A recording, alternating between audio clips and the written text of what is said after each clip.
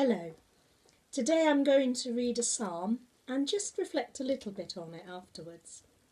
Psalm 32. Oh, what joy for those who are forgiven, whose sin is put out of sight.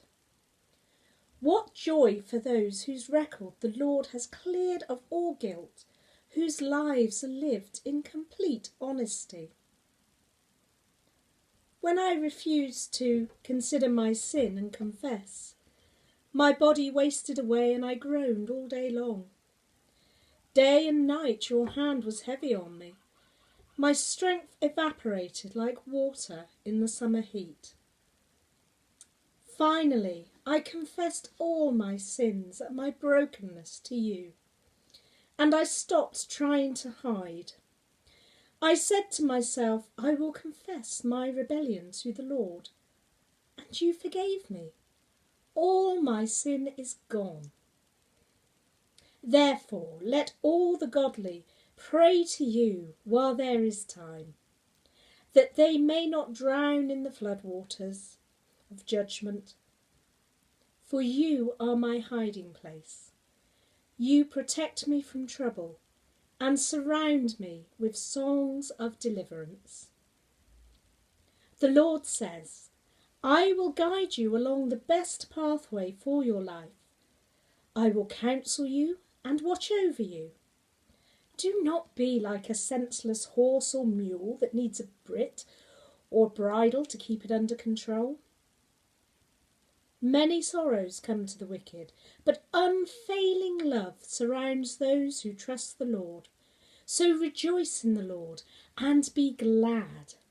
Shout for joy, all you whose hearts are pure.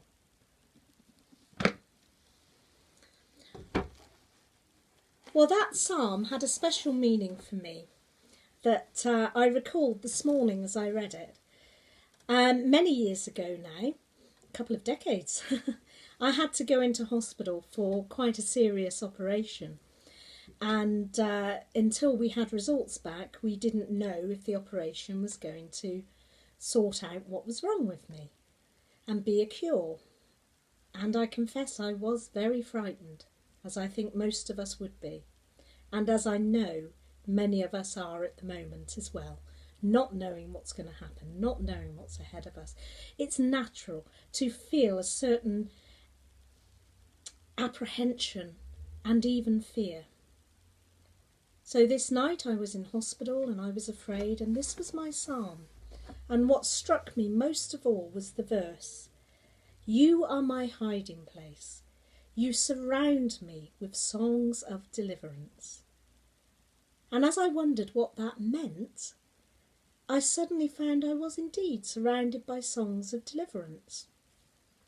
The lady in the bed next to me, a very, very old lady, very sick, who called me over, and I thought she needed something, so I went to her bedside, and actually she told me that God had told her I was going to be okay. The nurse who came in with some spare flowers and put by my side. One of my colleagues in the midwifery department who came over with an aromatherapy burner full of lavender and tea tree and calming things as well. And then to top it all, the operating theatre staff who had Winnie the Pooh hat on for their operating hat, which really blessed me and cheered me. You know, we are surrounded by songs of deliverance. Listen very carefully. What is your song today? Could it be that your song of deliverance is the person who's done your shopping and left it outside your door? Could it be the person who sent you that lovely card through the mail? Could your song of deliverance be that still, small voice telling you, I've got you, I am holding you, I am the Lord your God and I will never leave you? And could you be being called to be a song of deliverance this day?